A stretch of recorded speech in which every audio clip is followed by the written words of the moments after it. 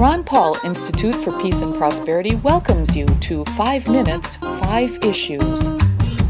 Starting in 5, 4, 3, 2, 1. Hello, I'm Adam Dick, a Ron Paul Institute Senior Fellow. Let's start. Issue 1. Chelsea Manning, the military whistleblower who is running for United States Senate in the Maryland Democratic primary, would provide some uncommon perspective in the Senate, judging from Manning's interview this week at Democracy Now! Manning says the U.S. should start releasing prisoners and closing prisons. Asked about immigration policy, Manning calls for abolishing Immigration and Customs Enforcement, or ICE, as well as Customs and Border Protection, or CBP. Manning also criticizes the hundreds of U.S. military bases overseas, and the spending of hundreds of billions of dollars each year on the U.S. military. Manning also makes this bold declaration during the interview.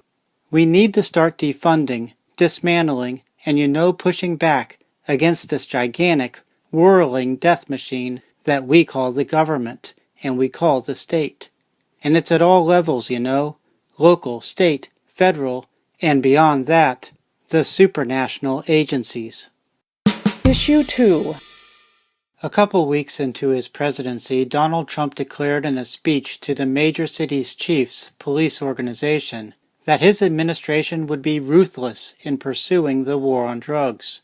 Ruthlessness is materializing through pushing for increased penalties for people convicted of drug crimes. Penalties including, as I mentioned in the March 17th episode of 5 Minutes 5 Issues, the death penalty. In addition, the Drug Enforcement Administration announced Monday that it will add 250 task force officers and dozens of additional analysts to areas across America where the opioid crisis is at its worst. The DEA claims in its announcement press release that DEA task force officers have been some of the most essential and effective partners in building cases against drug trafficking organizations across the globe. Issue 3.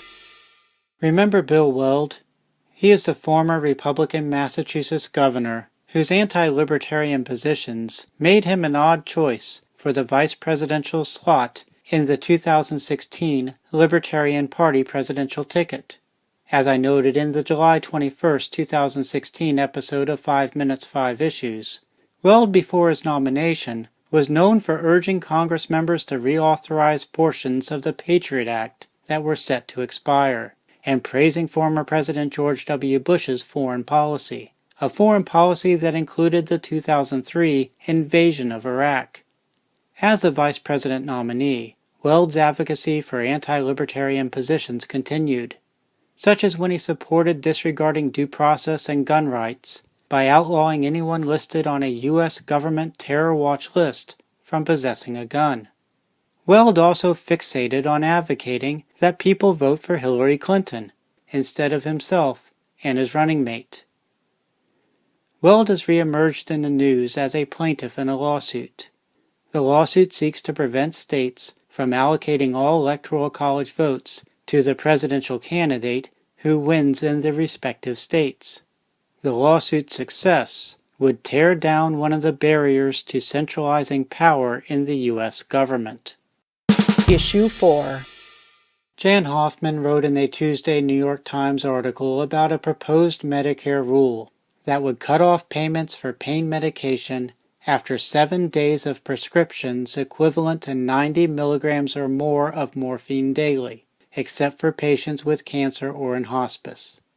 These patients denied coverage for their pain medication will be yet more victims of the U.S. government's war on drugs. Issue 5. Mark Sanford, who represents a South Carolina district in the U.S. House of Representatives, has been added as a speaker at the Sunday, April 29th conference the Ron Paul Institute and the Future of Freedom Foundation are hosting in Charleston, South Carolina. Previously announced speakers are Ron Paul, Jacob Hornberger, Richard M. Eberling, and Daniel McAdams. Conference tickets are just $5 each. Tickets may be purchased at ronpaulinstitute.org/conference. That's a wrap. Transcripts of 5 Minutes 5 Issues episodes, including links to related information, are at the Ron Paul Institute blog.